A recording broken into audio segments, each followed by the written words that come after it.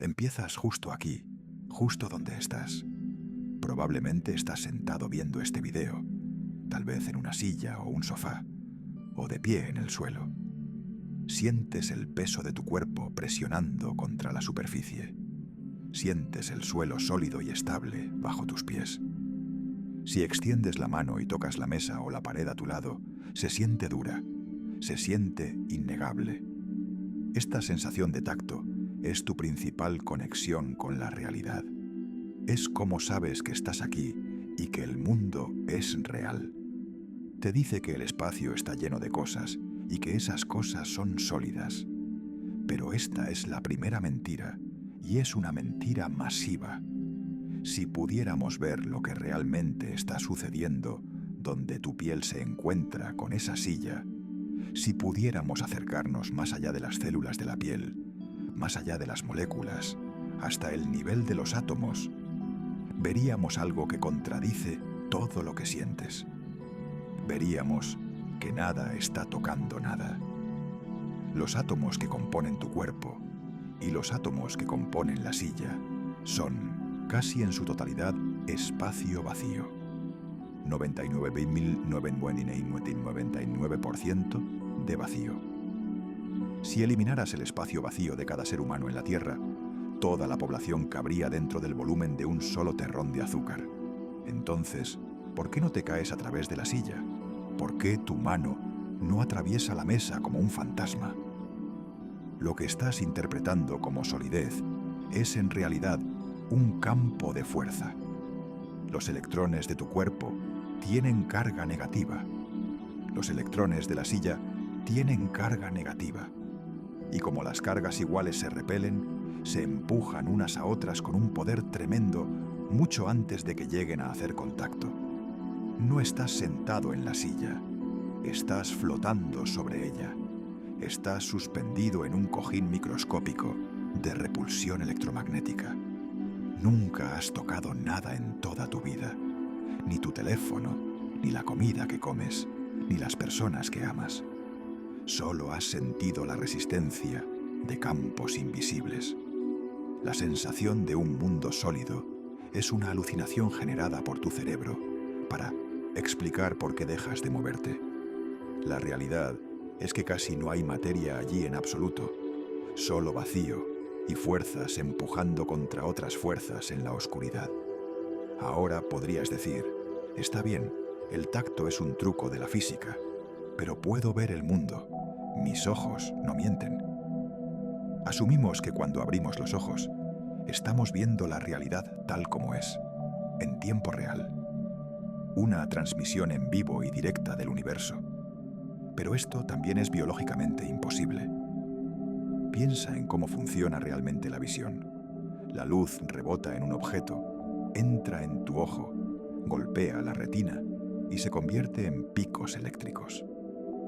Estos picos tienen que viajar por el nervio óptico, ser procesados por la corteza visual y luego ser reensamblados en el modelo tridimensional que experimentas como vista.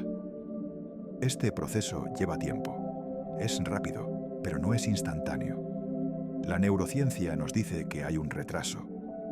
Tu cerebro tarda aproximadamente entre 80 y 100 milisegundos en procesar estos datos y presentártelos a tu conciencia.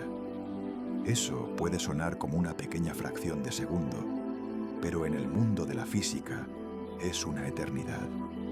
Significa que nunca estás viviendo en el presente. Estás permanentemente atrapado en el pasado. Todo lo que ves, todo lo que oyes, cada persona con la que hablas, estás interactuando con una versión de ellos que ya se ha ido. Si una bombilla parpadea, ya se ha oscurecido para cuando registras la luz. Si alguien chasquea los dedos, el sonido llega a tu mente después de que el evento ha dejado de existir. Tu cerebro intenta ocultarte esto. Predice el futuro. Edita la línea de tiempo. Sincroniza las pistas de audio y video en tu cabeza para que no sientas el desfase. Pero el desfase está ahí. Estás viendo una transmisión retrasada de la realidad. Y esto plantea una pregunta profundamente inquietante. Si tu cerebro ya está editando la línea de tiempo, si ya está construyendo un modelo de la realidad, en lugar de mostrarte la transmisión en bruto, ¿cuánto de ese modelo es real? ¿Y cuánto de él es solo una interfaz de usuario diseñada para mantenerte feliz? Esto nos lleva a la pregunta más incómoda de todas. ¿Por qué nuestros cerebros harían esto? ¿Por qué la evolución, el proceso que nos diseñó, construiría un sistema que nos miente? Durante siglos asumimos que nuestros sentidos evolucionaron para mostrarnos la verdad. La lógica parece sólida.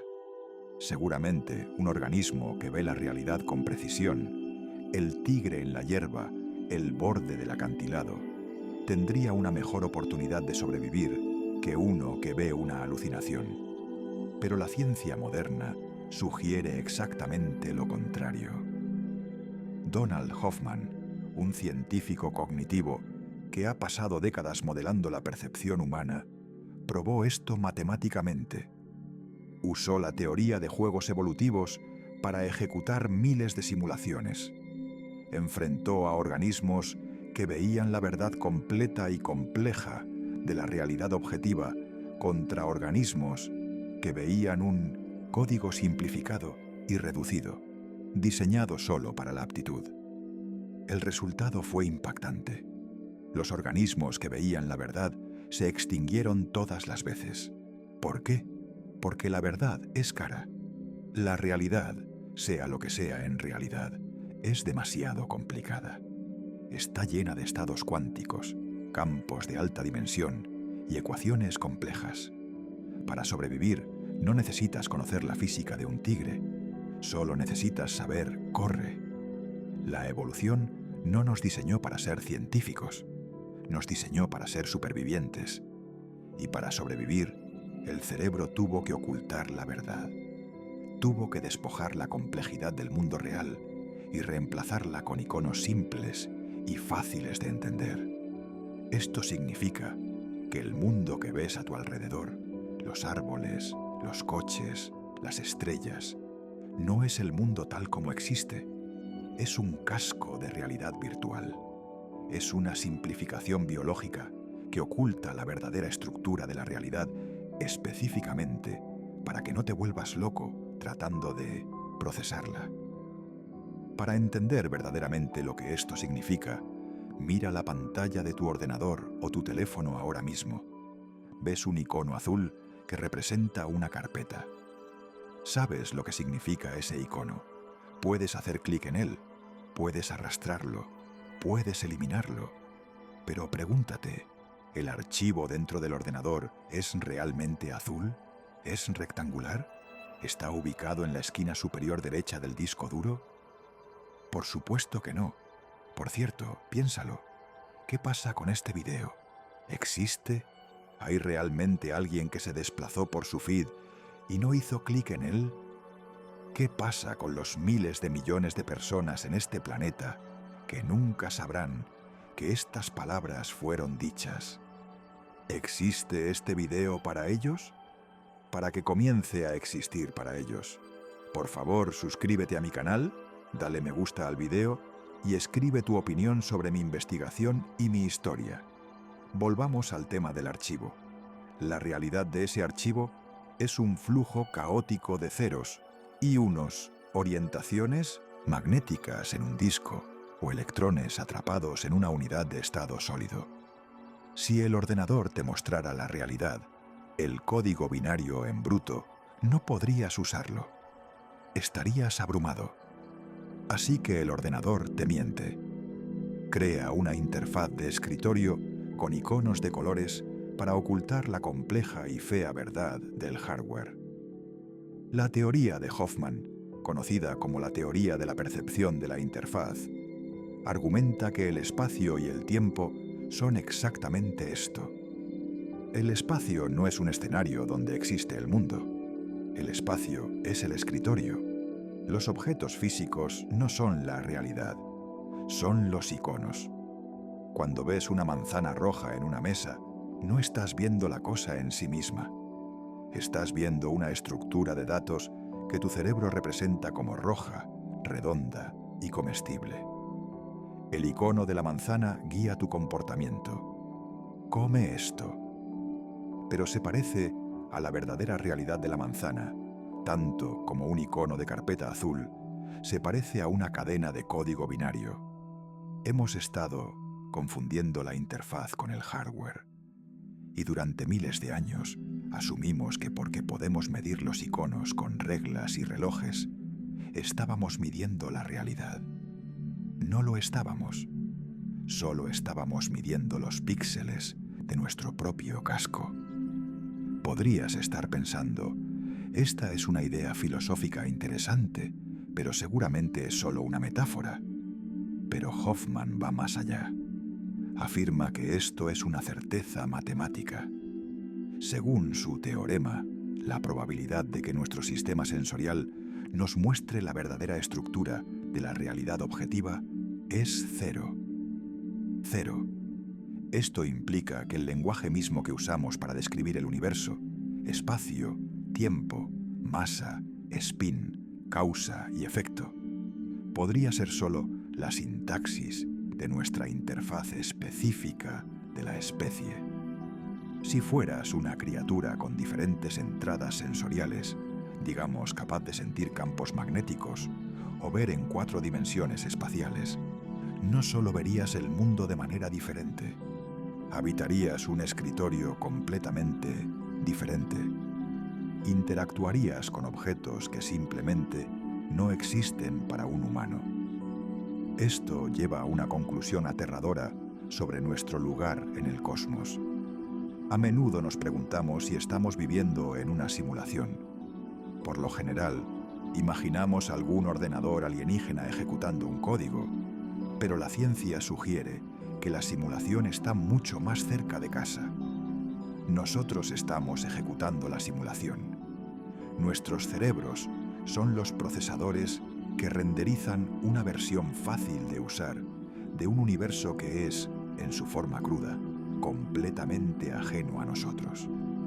Estamos atrapados dentro de un casco de realidad virtual biológico que nunca podemos quitarnos porque el casco somos nosotros. Y si no podemos confiar en nuestros ojos y no podemos confiar en nuestras manos, ¿qué sucede cuando intentamos mirar detrás de los iconos? ¿Qué sucede cuando nos acercamos más allá de la interfaz? Ahora, hagamos una pausa por un momento. Si aceptamos la posibilidad de que lo que vemos es solo una interfaz, solo un escritorio simplificado generado para la supervivencia, entonces tenemos que hacernos una pregunta aterradora.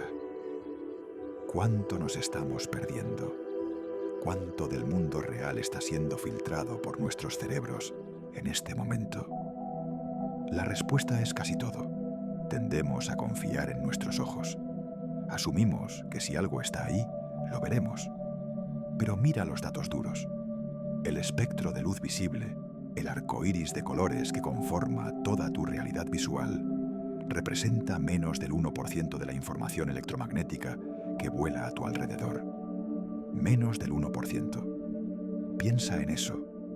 Ahora mismo, en este mismo segundo, las ondas de radio están atravesando tu pecho. Las señales de Wi-Fi rebotan en las paredes de tu habitación. Las microondas sobrantes del Big Bang llueven sobre tu cabeza. Los neutrinos atraviesan el planeta como si estuviera hecho de humo. Estos datos son reales, son físicos, llevan energía, pero para ti no existen. Tu interfaz no ha creado un icono para ellos. Imagina caminar por una enorme biblioteca llena de millones de libros que contienen todo el conocimiento del universo, pero solo se te permite leer una sola página de un solo libro. Mirarías a tu alrededor y asumirías que la biblioteca está mayormente vacía.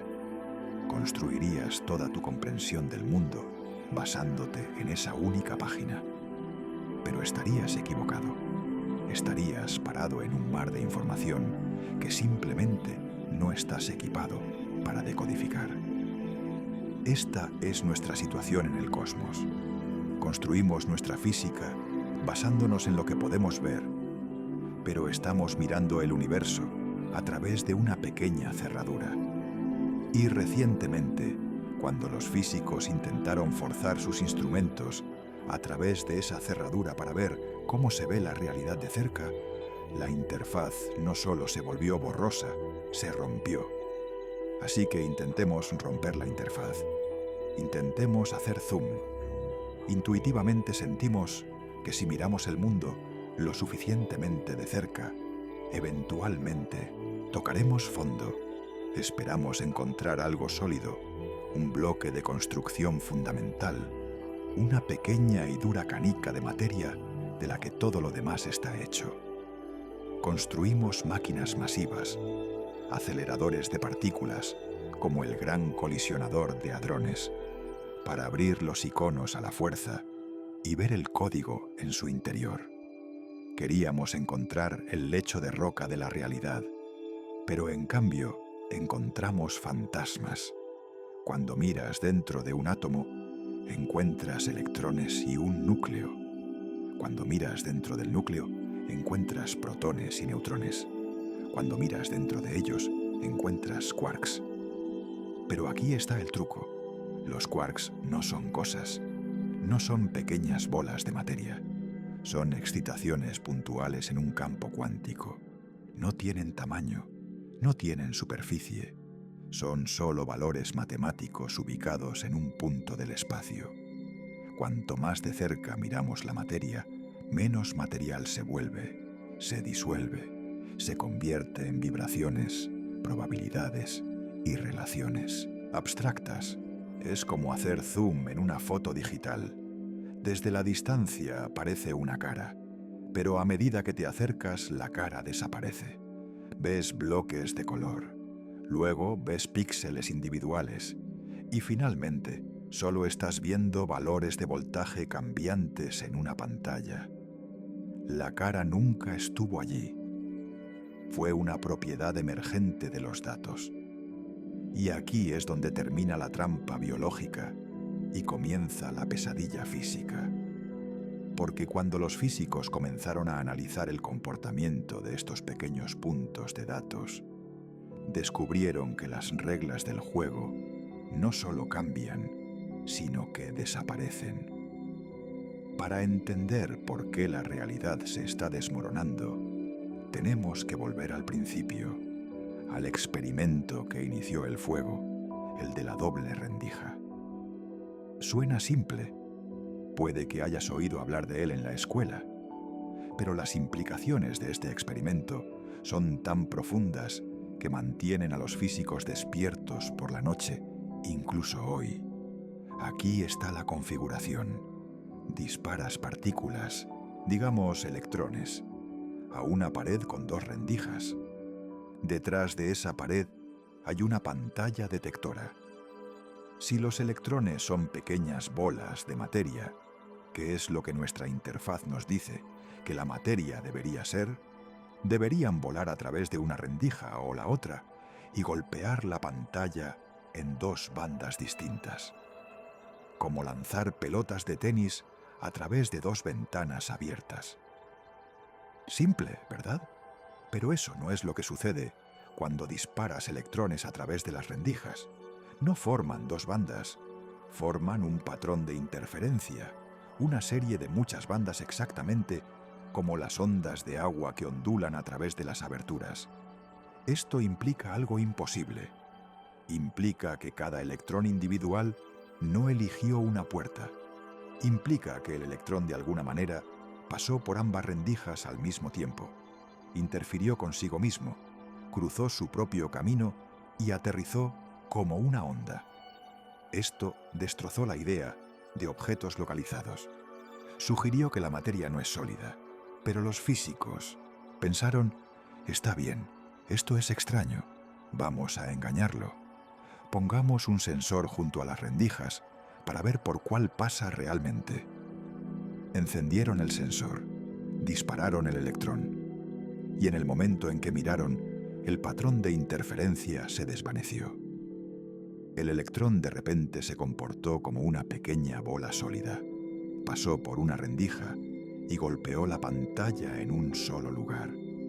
Este resultado fue tan perturbador que desató una guerra en la física que todavía se libra hoy. Sugiere que el comportamiento del universo cambia dependiendo de si lo estamos observando o no. Albert Einstein se negó a aceptar esto. Creía en una realidad objetiva, un mundo que existe con propiedades definidas independientemente de la observación. Su famosa pregunta fue: ¿realmente crees que la luna no está allí cuando no la estás mirando? Para Einstein, el electrón tenía que pasar por una rendija o la otra. Simplemente no lo medimos correctamente. Creía que la naturaleza debía tener un guión oculto, una forma de ser real sin nosotros. Niels Bohr, el padre de la mecánica cuántica, adoptó la postura opuesta. Argumentó que la pregunta en sí misma no tenía sentido. Dijo que hasta que mides el electrón, no tiene una posición, no está en algún lugar, es una nube de probabilidad, es un fantasma. Bohr estaba diciendo efectivamente que el universo no renderiza los detalles hasta que un jugador los solicita. Einstein llamó a esto espeluznante. Pasó el resto de su vida tratando de encontrar las variables ocultas, el código secreto que demostraría que el universo era real y determinista, que Dios no jugaba a los dados. Einstein intentó romper la mecánica cuántica con una paradoja. Junto con sus colegas Podolsky y Rosen, formuló la paradoja EPR. La idea se basa en algo llamado entrelazamiento. Imagina que creas dos partículas que están vinculadas. Nacen del mismo proceso, por lo que sus propiedades están sincronizadas. Si una gira hacia arriba, la otra debe girar hacia abajo para equilibrar la ecuación. Ahora imagina que las separas. Dejas una en un laboratorio en la Tierra y envías la otra al lado opuesto de la galaxia. Según la mecánica cuántica, hasta que las mides, ninguna partícula tiene un spin definido.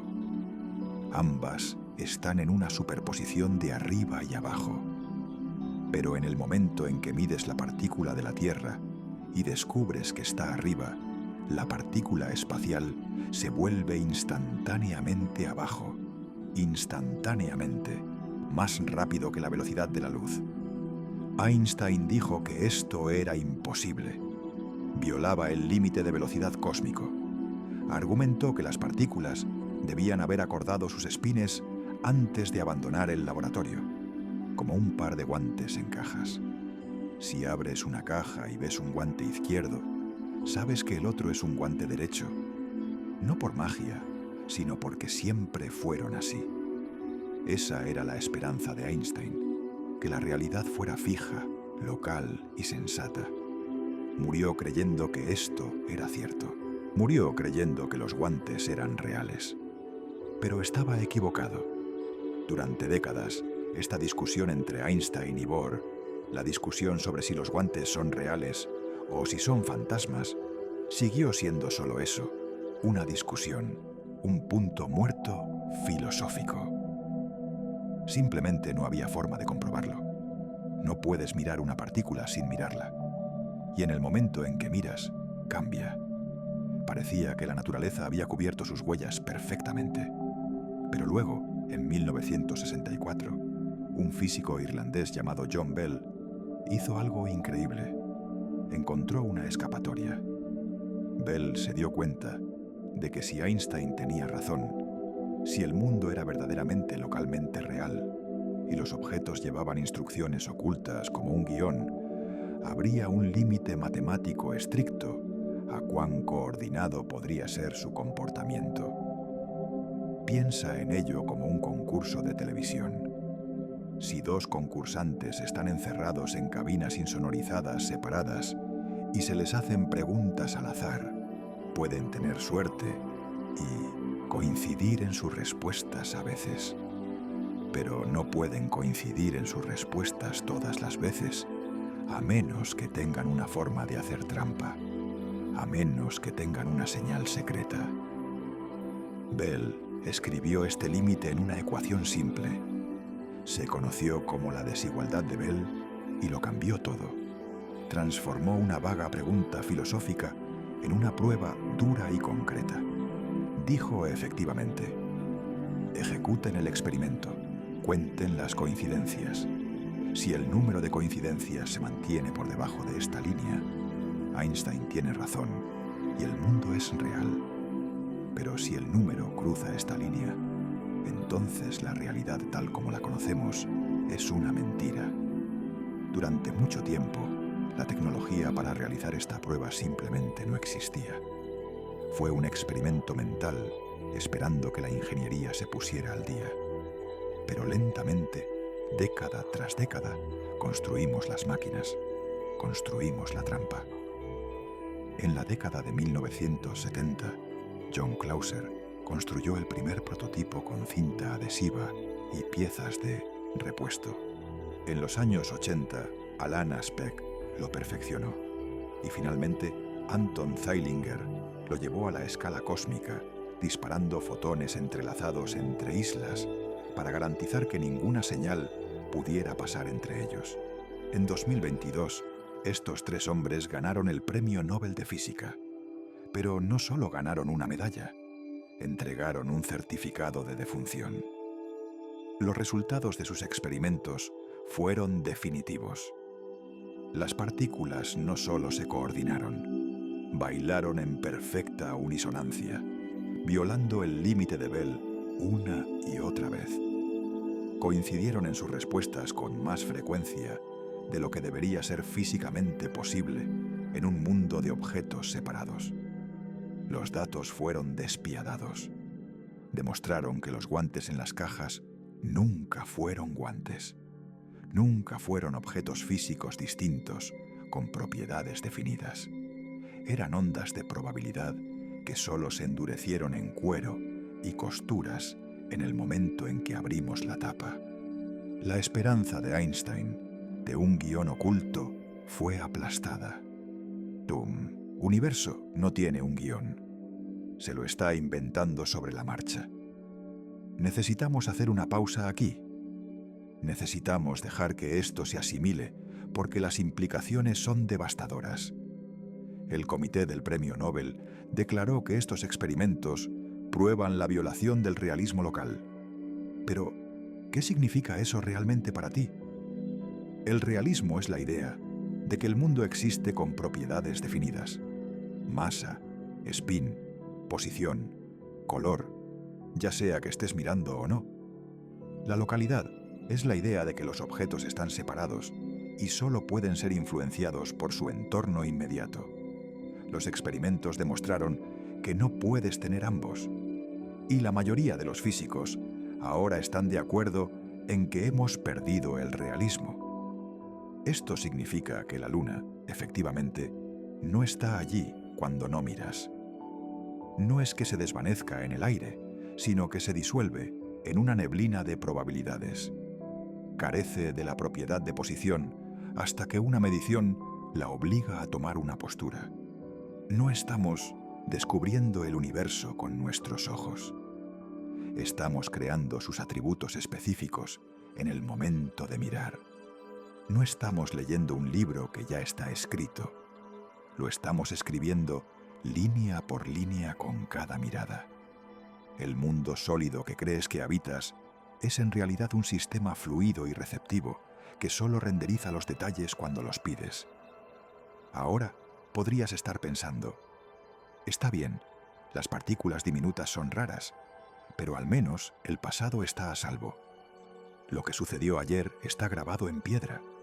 Eso es lo único en lo que sentimos que podemos confiar. La flecha del tiempo avanza. No puedes cambiar lo que ya ha sucedido. Pero la mecánica cuántica tiene una forma de burlarse de nuestro sentido común. Y hay un experimento llamado el borrador cuántico de elección retardada, que parece romper la regla más fundamental de todas, la de causa y efecto. Así es como funciona. despojado de la compleja jerga, imagina que envías una partícula en un viaje. Tiene que pasar por las dos rendijas. Toma su decisión, onda o partícula, y golpea la pantalla. El evento ha terminado. Es historia. El registro existe. Pero luego, después de que ha golpeado la pantalla, decides hacer algo extraño.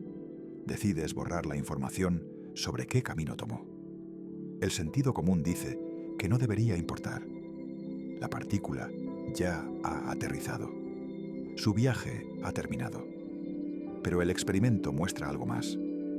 Si borras la información ahora, la partícula se comporta como si hubiera tomado un camino diferente entonces, en el pasado. Es como si tu decisión en el presente se extendiera hacia atrás en el tiempo y reescribiera la historia de esa partícula.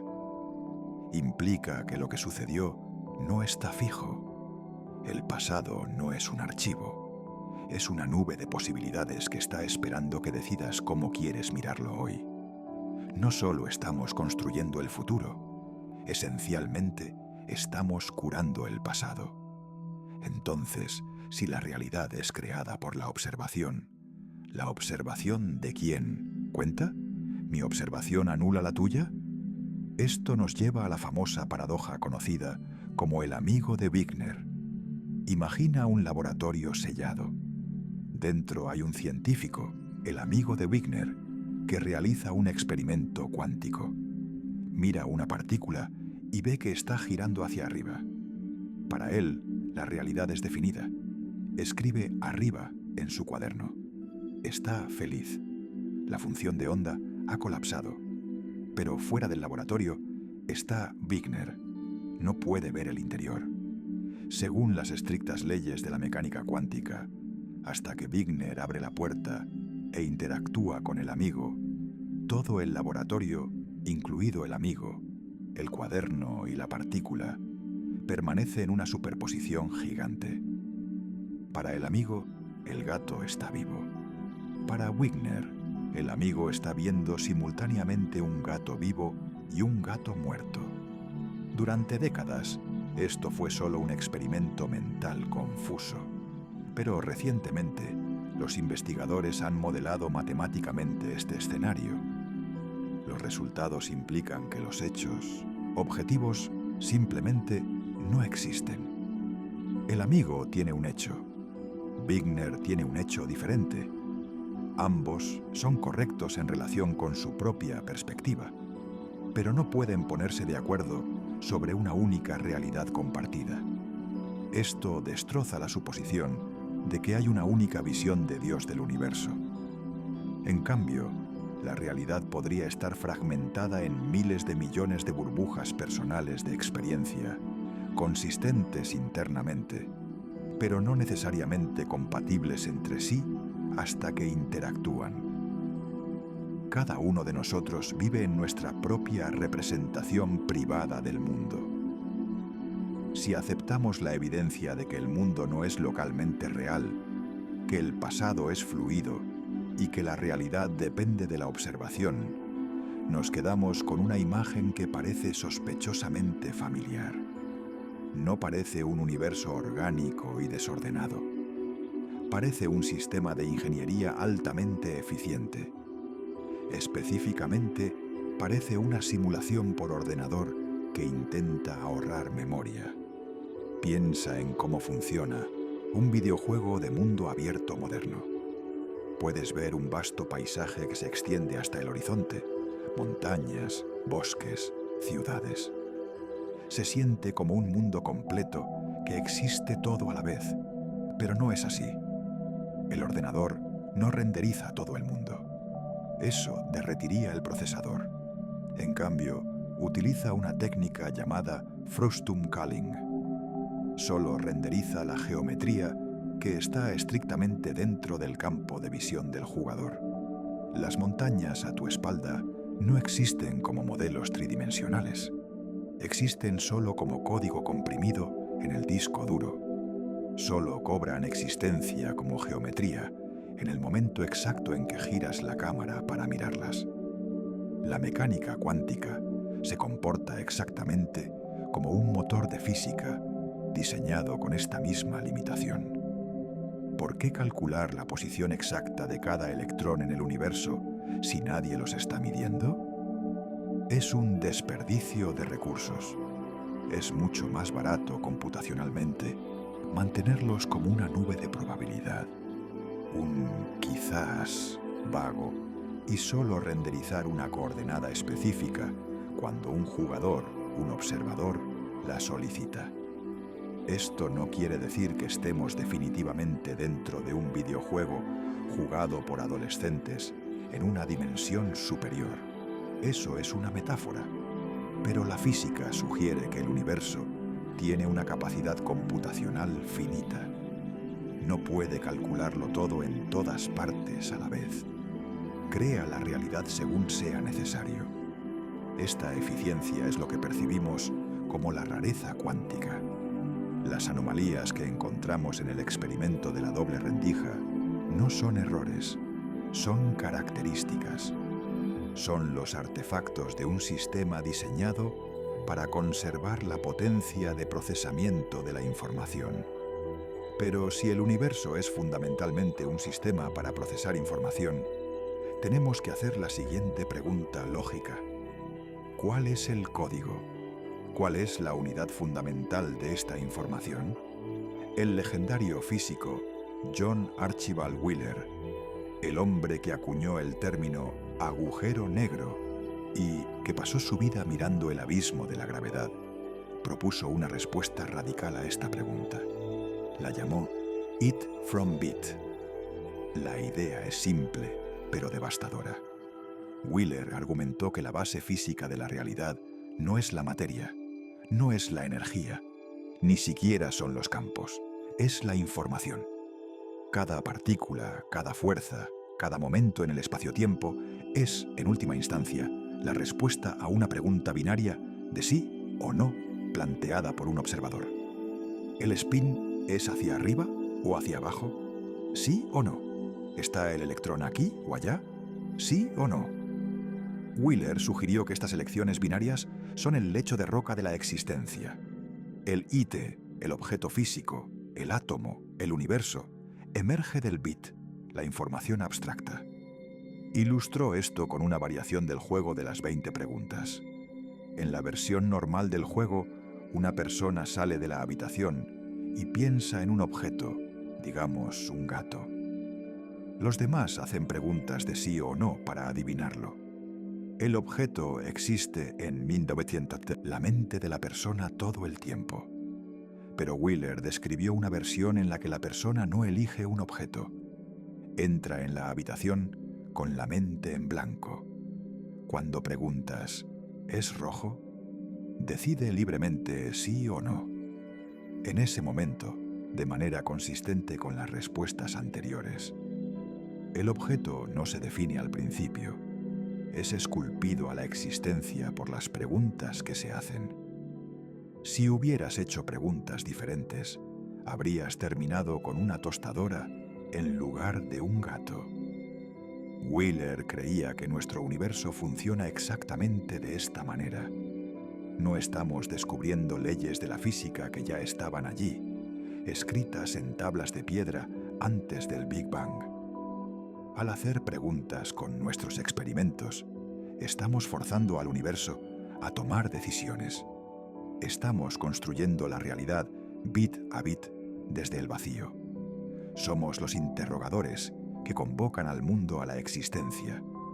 Y en ninguna parte es esta conexión entre la realidad y la información más crítica y más peligrosa que en el borde de los objetos más oscuros del cosmos.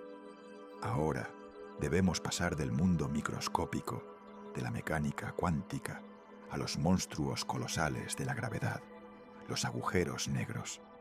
Aquí es donde la interfaz se rompe por completo. Durante décadas la física ha estado desgarrada por un conflicto entre sus dos mejores teorías. La relatividad general, la teoría de la gravedad de Einstein, dice que el espacio es liso como una lámina de goma estirada. La mecánica cuántica dice que el espacio está pixelado y es fluctuante como una pantalla digital. Por lo general, estas dos teorías se mantienen en sus propios dominios, una para las estrellas, otra para los átomos. Pero en un agujero negro, una cantidad masiva de materia es aplastada en un diminuto punto cuántico. Ambas teorías intentan reclamar el territorio y gritan respuestas contradictorias. La crisis se centra en el horizonte de sucesos, el punto de no retorno. Según la relatividad, si cruzas el horizonte, te deslizas hacia la oscuridad y desapareces. Pero la mecánica cuántica tiene una regla sagrada y estricta llamada unitariedad. Afirma que la información nunca puede ser destruida. Piensa en quemar un libro. Si quemas un diccionario, se convierte en cenizas y humo. En la práctica, la información se ha ido. Pero teóricamente, si pudieras capturar cada fotón de luz, cada partícula de ceniza y cada molécula de humo, podrías ejecutar las leyes de la física hacia atrás y reconstruir el libro. La información está revuelta, pero no se pierde. Todavía está en el universo. Pero Stephen Hawking se dio cuenta de que los agujeros negros rompen esta regla. Calculó que los agujeros negros emiten radiación, ahora llamada radiación de Hawking, y se evaporan lentamente durante miles de millones de años hasta que se desvanecen por completo. Si un libro cae en un agujero negro y el agujero negro luego se evapora en radiación sin características, ¿a dónde fue la información del libro? No salió en la radiación y el agujero se ha ido. La información ha sido borrada de la existencia. Esta es la paradoja de la información. Y no es solo un rompecabezas, es un desastre. Si la información se puede perder, entonces el pasado puede ser verdaderamente borrado. Y si el pasado puede ser borrado, no podemos predecir el futuro. Toda la estructura de la física se derrumba. Esta paradoja desencadenó lo que los físicos llaman la guerra de los agujeros negros. Fue una batalla intelectual que duró décadas. Por un lado estaba Stephen Hawking, que se mantuvo firme en sus cálculos. Argumentó que los agujeros negros son borradores cósmicos. Tragan información y la eliminan del universo.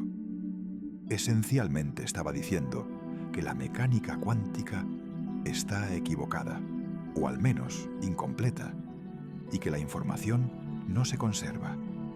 Por otro lado estaba Leonard Susskind, un fontanero convertido en físico, que se dio cuenta del horror de lo que Hawking estaba sugiriendo. Susskind entendió que si la información se pierde, la energía no se conserva y las probabilidades no suman el 100%. El universo se volvería caótico y sin sentido. Causa y efecto se desvincularían. Susskind pasó años tratando de encontrar una escapatoria. ¿Cómo puede un libro caer en un agujero y ser destruido y, sin embargo, de alguna manera conservar su información? Parecía imposible. Era una contradicción. Es como decir que un hombre está vivo y muerto a la vez. Pero entonces, una noche, Susskind se dio cuenta de que vivo y muerto es exactamente lo que permite la mecánica cuántica. Propuso una solución radical, casi desesperada. Argumentó que cuando un objeto cae en un agujero negro, se crea un duplicado de la información. Una versión cae y es aplastada en la singularidad. Pero otra versión, un revoltijo de datos que describen el objeto, queda pegada a la superficie del horizonte de sucesos. Como un insecto que golpea un parabrisas, la información se aplana y se almacena en la capa exterior del agujero. Esta idea salvó la física, preservó la información, pero tuvo un precio asombroso. Significaba que el objeto tridimensional dentro del agujero era matemáticamente equivalente a los datos bidimensionales en la superficie. Esta comprensión dio a luz al principio holográfico. Para entender cuán alucinante es esto, imagina una lata de sopa. La sopa, Los fideos, las verduras, el caldo, existen en el volumen tridimensional dentro de la lata. Pero si miras la etiqueta en el exterior, contiene toda la información que describe la sopa, los ingredientes, el valor nutricional, la composición química. En nuestro mundo normal, la etiqueta es solo una descripción. No puedes comerte la etiqueta. Pero Susskind argumentó que para un agujero negro, la etiqueta es la sopa. La información real se almacena en el área de superficie bidimensional del horizonte de sucesos. El interior tridimensional es solo una proyección, una alucinación generada por esos datos de la superficie. Y luego los físicos dieron el siguiente paso aterrador. Se preguntaron, si los objetos más extremos del universo, los agujeros negros, siguen esta regla, ¿el resto del universo también la sigue? Hay una profunda pista matemática que sugiere que la respuesta es sí.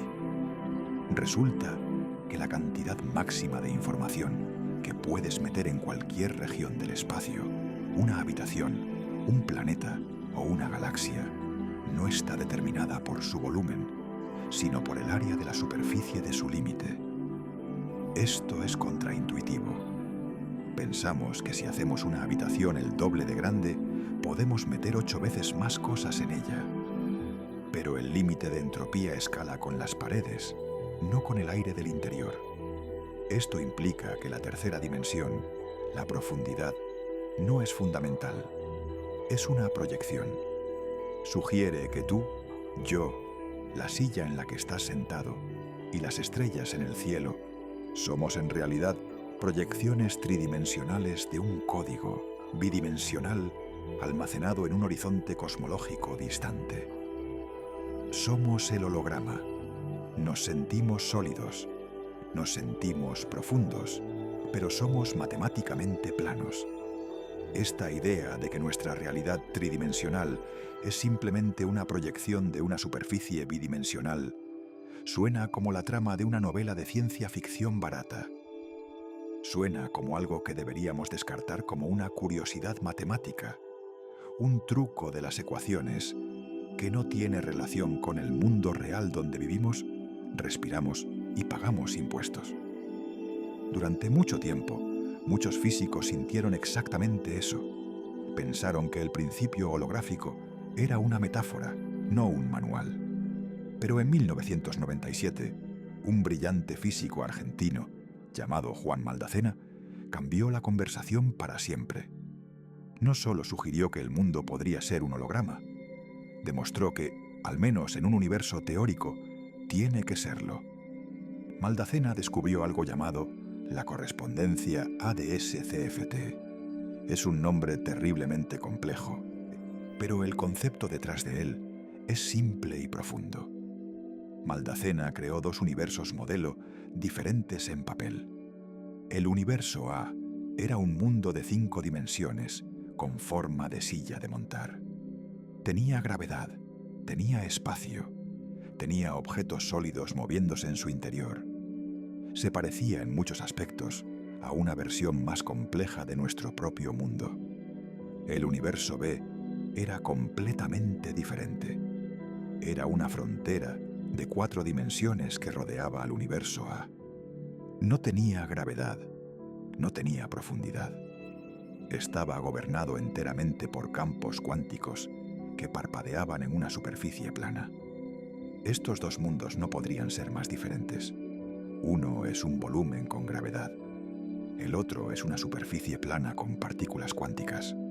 No deberían tener nada que ver el uno con el otro. Pero cuando Maldacena resolvió las ecuaciones, encontró una dualidad perfecta. Todo lo que sucedía en el mundo volumétrico tenía una traducción matemática precisa en el mundo plano. Si se formaba un agujero negro en el mundo 3D, aparecía un remolino específico de partículas en la frontera 2D. Estaban describiendo la misma realidad física exacta, usando 2 lenguajes completamente diferentes. Fue como descubrir que un videojuego en una pantalla plana y el mundo tridimensional que exploras dentro del juego son exactamente lo mismo. Uno es código en un microchip, el otro es la experiencia de la profundidad, las montañas y el cielo. Son dualidades. Este descubrimiento sugiere que la gravedad, la fuerza que mantiene tus pies en el suelo y los planetas en órbita, podría ser solo una ilusión. Podría ser un efecto secundario, una emergencia holográfica que surge de las interacciones cuánticas que ocurren en una superficie plana en el borde del universo. La profundidad es una mentira. La tercera dimensión es una mentira. Vivimos en un libro desplegable cósmico que se ha convencido a sí mismo de que es una escultura. Si el universo es realmente un holograma o una simulación o un cálculo, entonces debe tener una resolución. Esta es la lógica de cualquier cosa que procese información. Una foto analógica, teóricamente, se puede ampliar para siempre, revelando curvas cada vez más suaves. Pero una imagen digital tiene un límite. Eventualmente llegas al píxel. Eventualmente, la curva se convierte en una escalera de cuadrados irregulares. ¿Nuestro universo tiene píxeles? Durante siglos, la física clásica asumió que el espacio era continuo. Creíamos que podías tomar un metro, dividirlo en un centímetro, luego en un milímetro, luego en un micrón, y seguir dividiendo para siempre. Pensábamos que la realidad era suave hasta el fondo. Pero la mecánica cuántica dice que no. Hay una parada brusca.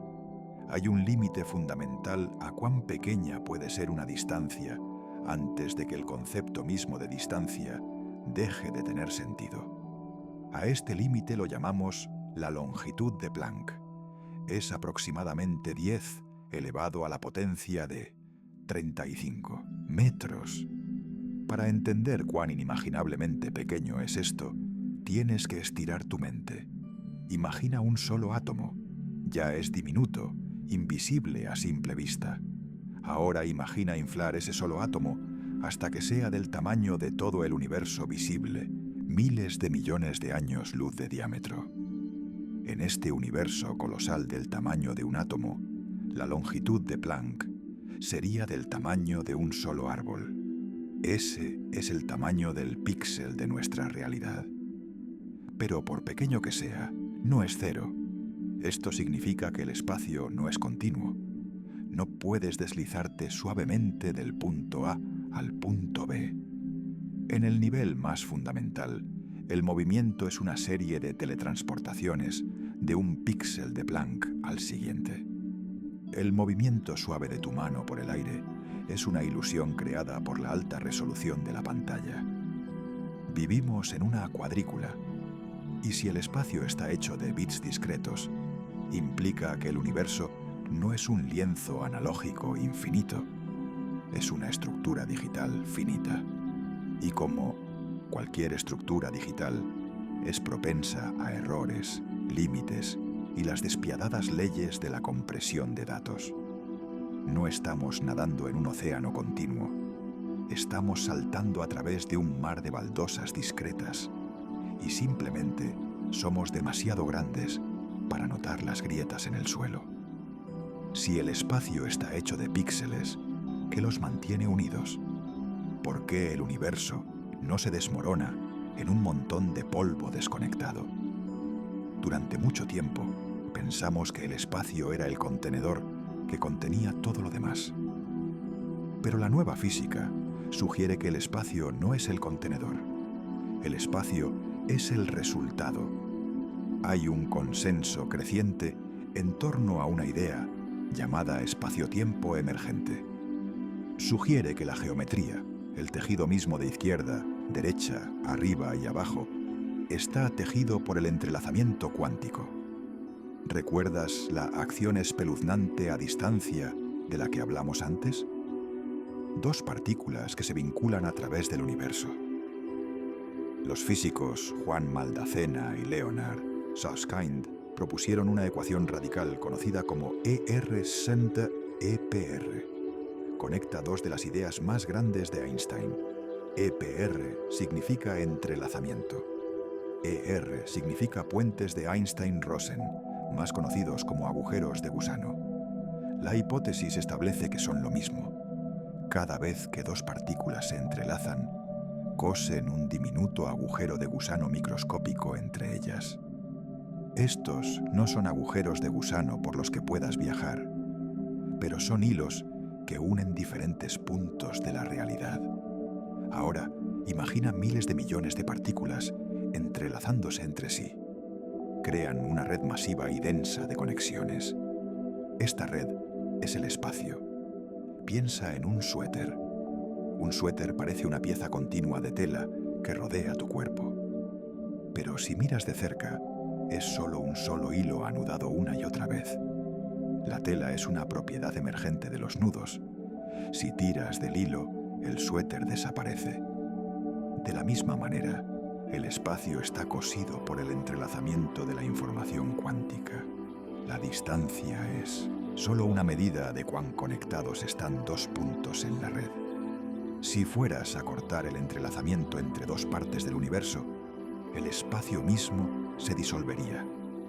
El abismo entre ellos no solo estaría vacío, dejaría de existir. No habría un entre. Esto significa que no estamos flotando en un vacío. Estamos incrustados en una vasta red vibrante de datos, y la gravedad es solo la tensión en los hilos. Retrocedamos y miremos la imagen que hemos pintado. Es una imagen que nos disminuye de la manera más profunda posible. Comenzamos este viaje creyendo que éramos seres físicos, moviéndonos a través de un mundo sólido. Ahora vemos que probablemente somos proyecciones holográficas de un proceso cuántico que ocurre en un límite distante, tejidos por hilos de entrelazamiento. Esto conduce a una metáfora profundamente inquietante: el cine. Imagina que estás sentado en una sala de cine. Miras la pantalla y ves una persecución de coches. Parece real. El coche tiene volumen. Las montañas tienen profundidad. La explosión tiene calor. Pero si te acercas a la pantalla y la tocas, es plana. No hay coche. No hay explosión. La realidad de la película no está en la pantalla. La realidad es la tira de película que pasa por el proyector en la parte posterior de la sala. La pantalla es solo donde golpea la luz. El principio holográfico sugiere que todo nuestro universo es la pantalla. Nosotros somos los personajes de la película. Reímos, lloramos, luchamos, construimos ciudades pensando que tenemos profundidad y albedrío. Pero la física real, el verdadero drama causal, está sucediendo en otro lugar. En la tira de película 2D, en el límite del cosmos. Somos las sombras en la pared de la cueva de Platón, convencidos de que somos los objetos que proyectan la sombra. Esta idea es aterradora porque implica una falta de albedrío. Una sombra no puede decidir mover su brazo. El objeto debe moverse primero. ¿Somos solo marionetas bailando al son de un código escrito en el horizonte? ¿O el hecho de que seamos conscientes significa que de alguna manera podemos darnos la vuelta y mirar el proyector? Si el universo es una proyección, implica que requiere una fuente de luz. Requiere energía para mantener la película en marcha.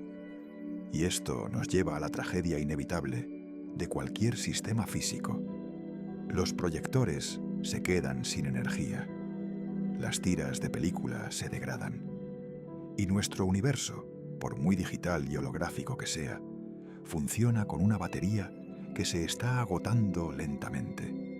Hemos desmantelado el espacio. Ahora debemos destruir el tiempo. Porque si el universo es un sistema finito de información, está sujeto a la ley más despiadada de toda la ciencia, la segunda ley de la termodinámica, la entropía. Intuitivamente sentimos el tiempo como un flujo, un río que nos lleva del pasado al futuro.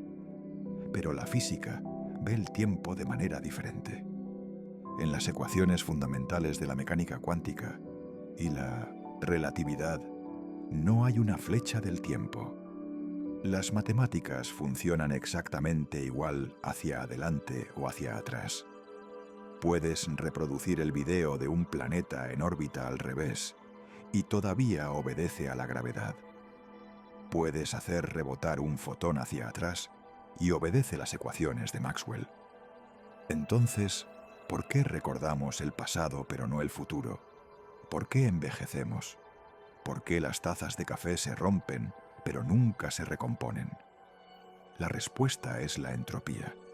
La entropía es una medida del desorden, o más exactamente, una medida de la información oculta. Hay infinitamente más formas en que una taza puede estar rota que entera. Hay infinitamente más formas en que el universo puede estar desordenado que organizado.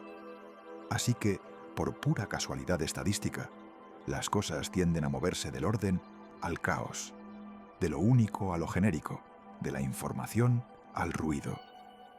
Lo que llamamos tiempo es solo nuestra experiencia de este deslizamiento hacia el desorden. Es la sensación del universo barajando la baraja de cartas. La única razón por la que el tiempo parece fluir hacia adelante es porque el universo comenzó en un estado altamente improbable de orden extremo, el Big Bang. Era una baraja perfectamente apilada. Y durante los últimos 13.8 mil millones de años hemos estado viendo cómo se esparcen las cartas. Estamos surfeando la ola del colapso. Pero esto implica un final oscuro. Si el tiempo es solo el proceso de que las cosas se vuelvan más desordenadas, eventualmente el desorden será completo. Eventualmente, la baraja estará completamente barajada. Cuando eso suceda, cuando la entropía alcance su máximo, nada interesante podrá volver a suceder. Ni estrellas, ni vida, ni pensamientos, ni tiempo. La película se congelará. La pantalla se volverá blanca. Esta es la muerte térmica. Y si nuestro universo es un ordenador, este es el momento en que se formatea el disco duro. Para entender por qué el universo está muriendo, tenemos que volver al momento de su nacimiento. Solemos pensar en el Big Bang como una explosión caótica. Fuego, ruido, energía explotando en todas direcciones. Pero desde la perspectiva de la teoría de la información, el Big Bang fue exactamente lo opuesto al caos. Fue un momento de orden prístino e imposible. Fue el estado de entropía más bajo que jamás haya existido. Piensa en ello como un reloj nuevo que ha sido completamente enrollado. Cada engranaje está en su lugar. Cada resorte está enrollado con energía potencial. La manecilla está en las 12. La estructura es perfecta.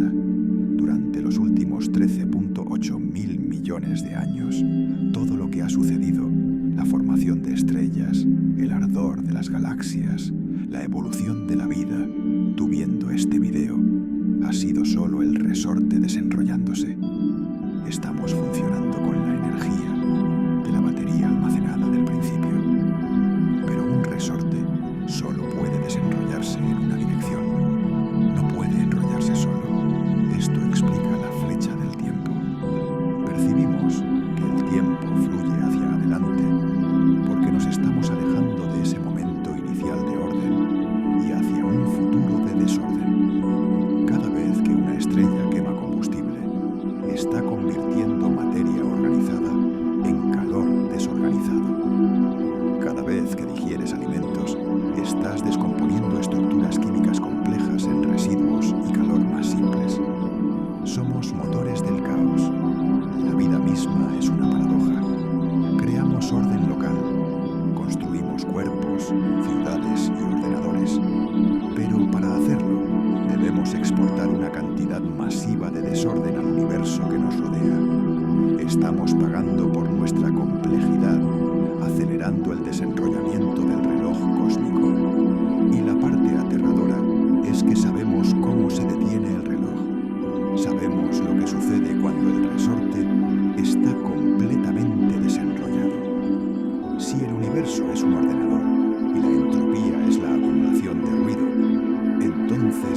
hay un coste físico en el procesamiento de la información. Durante mucho tiempo pensamos que pensar o computar era abstracto, que la lógica existía en el vacío. Pero en 1961, un físico llamado Rolf Landauer demostró algo que vinculaba fundamentalmente el mundo de la información con el mundo de la termodinámica. Demostró que la información es física. El principio de Landauer establece que puedes procesar datos sin gastar energía. Pero en el momento en que borras datos, en el momento en que eliminas un bit de información para dar cabida a uno nuevo, debes pagar una penalización. Debes liberar una pequeña cantidad de calor en el ambiente. Por eso tu teléfono se calienta cuando grabas un video largo. Por eso las granjas de servidores masivas necesitan ríos de enfriamiento. No es solo resistencia eléctrica, es el coste termodinámico de fregar la memoria del universo. Esto implica que pensar es un acto destructivo. Cada pensamiento que tienes, cada recuerdo que consolidas, implica reorganizar las neuronas y borrar estados antiguos. Pensar es quemar, calcular es calentar el cosmos. Si nuestro universo es un ordenador gigante que calcula las leyes de la física, está generando calor con cada operación. Y como el universo es un sistema cerrado, ese calor no tiene a dónde ir. Simplemente se acumula, se extiende y finalmente ahoga el sistema. El límite de nuestro universo no es solo el tiempo o el espacio, es la gestión térmica. Nos estamos cocinando lentamente en el calor residual de nuestra propia existencia. Esto nos lleva al destino final del cosmos, la muerte térmica. Es un nombre engañoso porque suena como si fuéramos a arder en un fuego, pero en realidad es lo contrario, es la gran congelación. A medida que aumenta la entropía, la energía se distribuye cada vez más uniformemente. Las estrellas se quedarán sin combustible y se convertirán en enanas negras. Los agujeros negros se tragarán los restos de las galaxias y luego se evaporarán lentamente en radiación durante billones de años. Finalmente, el universo alcanzará un estado de máxima entropía. Este es el estado de equilibrio perfecto. La temperatura será exactamente la misma en todas partes. Solo una fracción de grado por encima del cero absoluto. No habrá puntos calientes ni puntos fríos. No fluirá energía, porque la energía solo fluye de alto a bajo y todo estará plano. En términos de información, este es el final del archivo. Una distribución perfectamente aleatoria de partículas contiene cero información. Es ruido blanco. Es una pantalla de televisión sintonizada en un canal muerto, estática para siempre. En este estado no puede suceder nada. No se puede formar ningún pensamiento. Ningún reloj puede hacer tic-tac. Ninguna vida puede sobrevivir. El tiempo mismo se detiene efectivamente porque no hay forma de distinguir un momento del siguiente. El universo computacional se habrá estrellado. La pantalla se volverá negra. Este es el destino escrito en la segunda ley de la termodinámica. Es un desvanecimiento lento y agonizante hacia la nada. Hace que todo lo que hacemos parezca inútil. ¿Por qué construir una civilización si el resultado final es un mar de ruido estático y frío? Pero espera, esa es la muerte lenta. La física nos dice que hay otra forma de irse, una forma rápida, una forma que podría suceder mañana. La muerte térmica es una asfixia lenta y prolongada, pero la mecánica cuántica ofrece una ejecución más rápida. Se llama decaimiento del falso vacío. Tendemos a pensar en un vacío, el espacio vacío, como el piso inferior de la realidad. No se puede ir más abajo que el vacío, ¿verdad? Pero en la teoría cuántica de campos, vacío solo significa el estado de energía más bajo disponible. Es un valle, pero ¿Y si nuestro valle no es el más profundo? Las mediciones del bosón de Higgs, la partícula que da masa al universo, sugieren algo aterrador. Sugieren que nuestro vacío es metaestable. Esto significa que no estamos en el fondo del cañón. Estamos atrapados en una pequeña cornisa a mitad del acantilado. A esto lo llamamos un falso vacío. Debajo de nosotros hay un verdadero vacío, un estado de energía aún más bajo. Esto importa porque en la mecánica cuántica las cosas no se quedan en las cornisas para siempre. A través de un proceso llamado túnel cuántico, un pequeño trozo del universo podría deslizarse aleatoriamente de la cornisa y caer al verdadero vacío. Si eso sucede, incluso en un punto microscópico, crea una burbuja. Dentro de esta burbuja, las leyes de la física se reescribirían. Las constantes de la naturaleza cambiarían. La química se volvería imposible.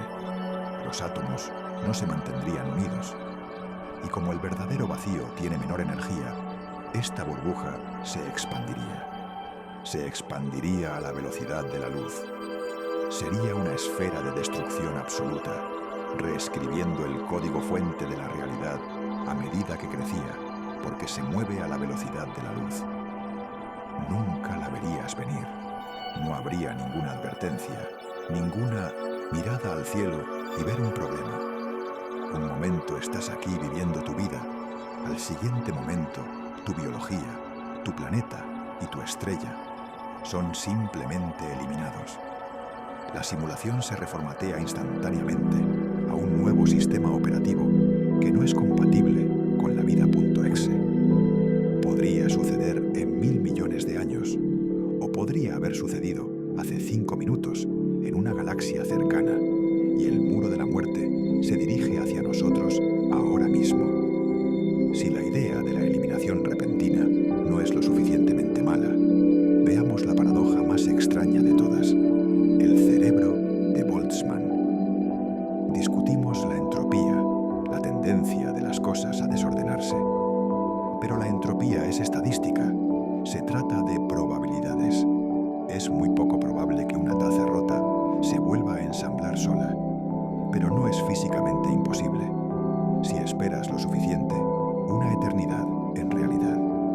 Los átomos chocarán aleatoriamente entre sí de la manera correcta para formar algo organizado. Ahora piensa en el universo expandiéndose para siempre.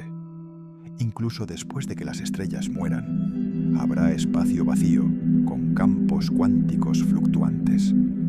Si esperas infinitos años, eventualmente las fluctuaciones aleatorias ensamblarán accidentalmente átomos en una estructura.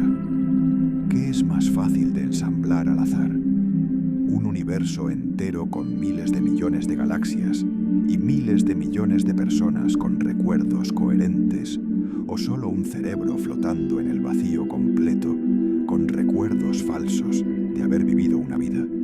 Las matemáticas son despiadadas. Es exponencialmente más probable que un solo cerebro fluctúe espontáneamente fuera del caos que un universo entero evolucione. Esta entidad hipotética se llama un cerebro de Boltzmann. Aquí está el horror. Si el universo dura para siempre, el número de cerebros de Boltzmann que aparecerán en el futuro superará con creces el número de humanos biológicos reales que alguna vez vivieron.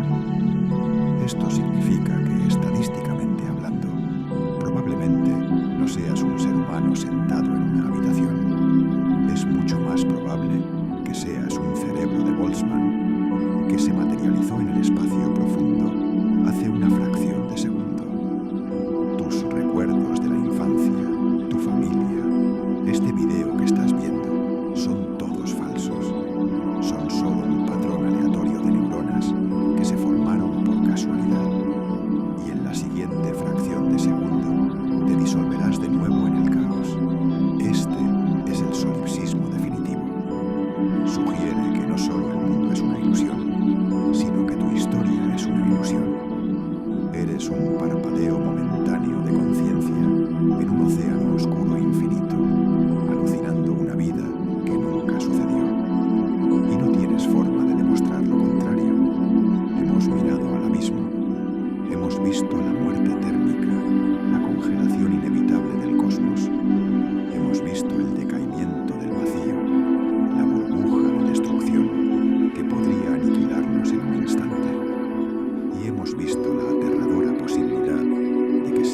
solo cerebros de Boltzmann, fluctuaciones momentáneas en un vacío infinito, alucinando una vida que nunca sucedió.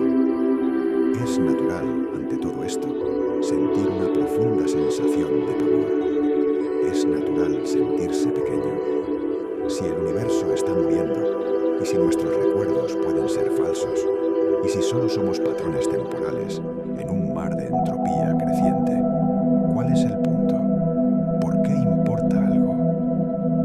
Pero este miedo proviene de un malentendido fundamental de lo que somos. Proviene de una trampa lingüística. Tenemos miedo porque pensamos en nosotros mismos como sustantivos. Pensamos en nosotros mismos como cosas. Pensamos en nosotros mismos como estatuas hechas de materia que deberían durar para siempre. Queremos ser rocas en el río, inmóviles y eternas. Y cuando nos damos cuenta de que la roca se erosionará, cuando nos damos cuenta de que la estatua se desmoronará en arena, nos desesperamos. Lo llamamos muerte. Lo llamamos tragedia. Pero la física nos dice que no somos estatuas, no somos sustantivos, somos verbos, somos procesos. Piensa en una melodía, piensa en tu canción favorita. Una canción no existe toda a la vez, no puedes congelarla. Si tocaras todas las notas de una sinfonía simultáneamente en un solo instante, sería solo un ruido fuerte, feo y sin sentido. Para que la música exista, la primera nota debe morir antes de que la segunda nota pueda vivir. La melodía requiere que pase el tiempo. Requiere la desaparición del presente en el pasado. La belleza de la música no está en su permanencia, está en su flujo. Es un patrón de cambio. Es una estructura que se define por el hecho mismo de que no dura. No eres un objeto físico. Eres una melodía tocada en las cuerdas del universo. Eres un patrón complejo de procesamiento de información que solo puede existir porque la entropía está aumentando. Estamos surfeando la ola del caos. Si el universo fuera estático y eterno, si el reloj nunca se desenrollara, si la energía nunca se dispersara, no podríamos existir. La vida es un proceso termodinámico. Nuestra conciencia, nuestro amor, nuestro descubrimiento, nuestra lucha, todo está impulsado por la quema del cosmos.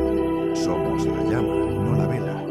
Y una llama no llora la cera, baila mientras arde. Así que la transitoriedad de la realidad, el hecho de que esté terminando, no es un error, no es una crueldad, es la condición misma que nos permite ser. Somos el universo experimentando su propio desenrollamiento. Y esa experiencia es lo único que es real. Este cambio de perspectiva, de objeto pasivo a proceso activo, nos devuelve a la figura más crítica de nuestra historia, John Archibald Wheeler. Wheeler no era solo un físico, era un poeta de lo cuántico. Después de décadas de luchar con los misterios más profundos de la mecánica cuántica, los agujeros negros y la teoría de la información, dibujó un diagrama que resume todo el misterio de la existencia. Es un dibujo simple, pero una vez que lo entiendes nunca puedes dejar de verlo. Se llama la gran U. Imagina la letra U. La punta izquierda de la letra representa el Big Bang, el comienzo del tiempo, el estallido de energía, el nacimiento de las leyes de la física.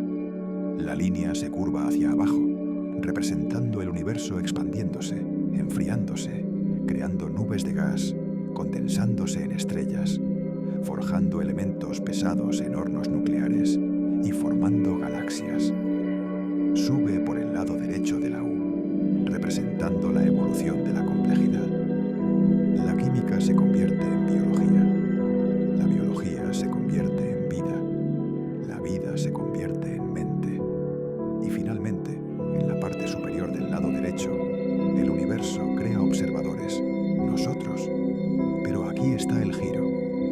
Al final de la línea, Wheeler dibujó un ojo, y ese ojo no mira hacia el futuro, mira hacia atrás. Está mirando mirando a través del vacío de la U, mirando directamente al Big Bang en el lado izquierdo. Wheeler llamó a esto el universo participativo. Estaba sugiriendo algo radical, que el universo es un circuito autoexcitado.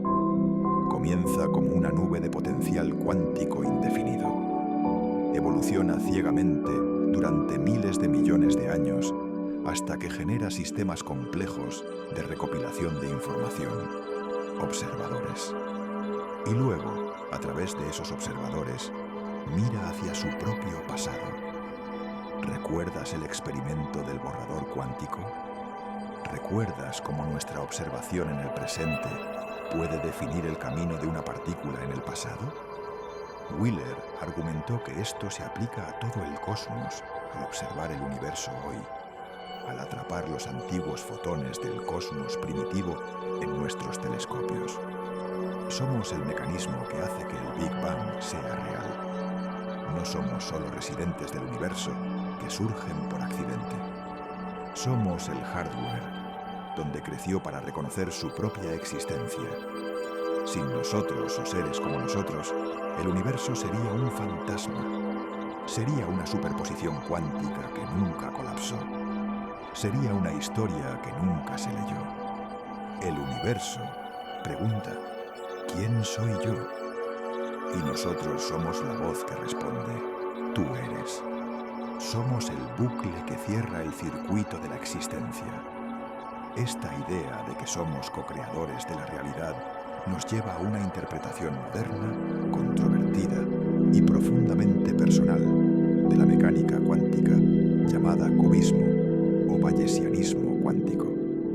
Suena técnico, pero en realidad es la visión más radical de la física jamás propuesta, porque te sitúa en el centro absoluto del mundo. La ciencia estándar nos dice que la función de onda, la descripción matemática de una partícula, es una cosa real ahí fuera en el mundo, como una onda de agua o una onda de sonido. La tratamos como un mobiliario objetivo del universo. Pero el cubismo dice que no. Dice que la función de onda no es una descripción del mundo. Es una descripción de ti. Es un manual de usuario.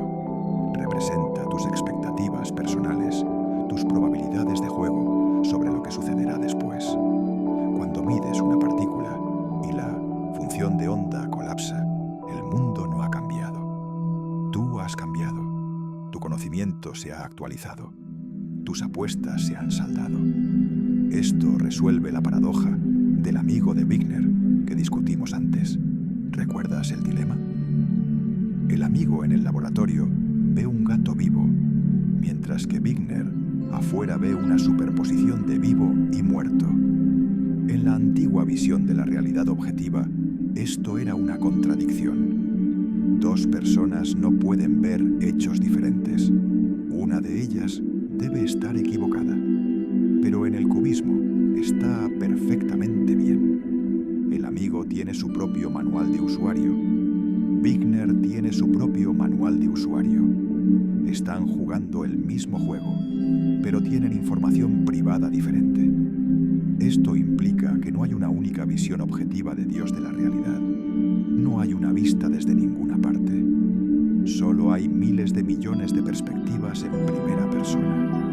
Mi realidad es mía. Está construida por mis preguntas y mis observaciones. Tu realidad es tuya. Compartimos el mismo flujo de datos. Interactuamos con el mismo campo cuántico, pero lo renderizamos de manera diferente. Esto nos salva de la pesadilla del determinismo. Si el futuro no es una cinta fija que existe en un universo de bloque, sino una serie de apuestas que hacemos y resultados que experimentamos, entonces tenemos albedrío. No estamos viendo una película, la estamos jugando. El futuro no está escrito hasta que apostamos por él.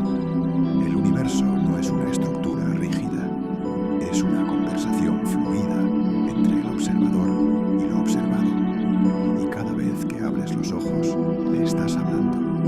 Pero hay un agujero gigante en esta teoría.